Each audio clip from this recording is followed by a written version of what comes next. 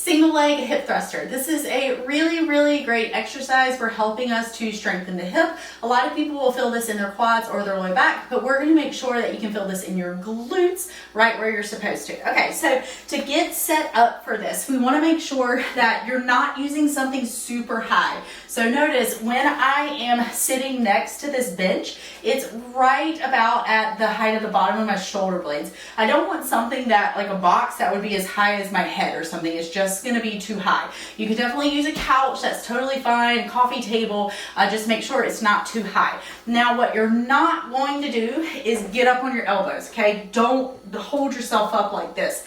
What I always like to think about is that I'm kind of just like settling in almost where my bra line is, and that I should feel the bottom of my shoulder blades just kind of touching on the surface that I'm using, okay? Now from here, you don't want to have your feet super close to you like so. They also don't need to be way out in front of you.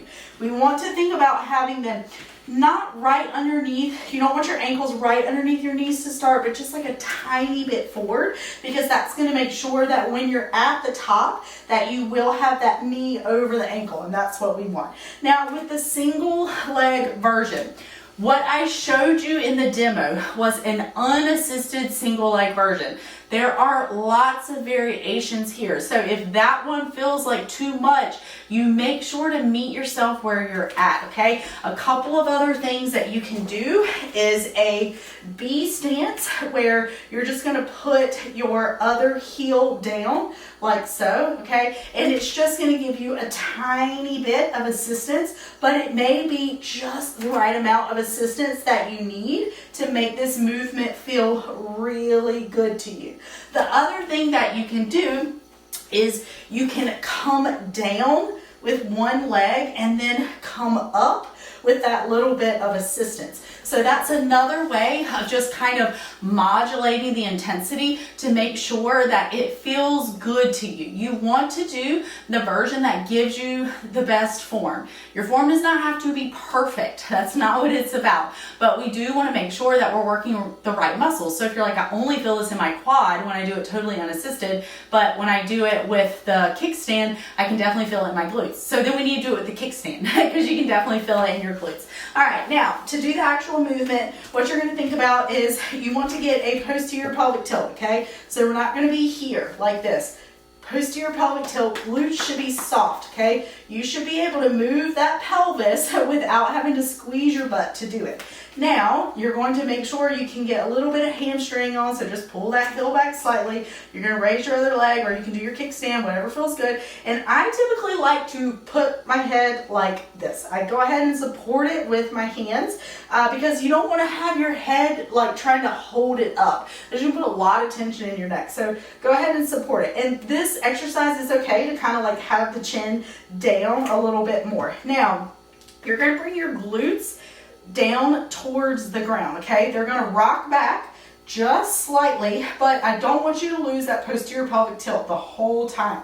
So as you come down, you're not going to do this right here. You keep that tilt and you're going to come down, okay? Now you're going to come up and you're still keeping your tilt, and the space between your ribs and your hips should not get bigger as you come up, okay? So it's not here like this. You're just going to push this hip right here, literally just try and push it straight up, straight up, straight up, straight up, straight up. Never increasing this space right here like that, okay? So down and then straight up, and you should feel this butt cheek starting to do stuff. You're like, oh, okay, it's moving, it's going, it's doing something.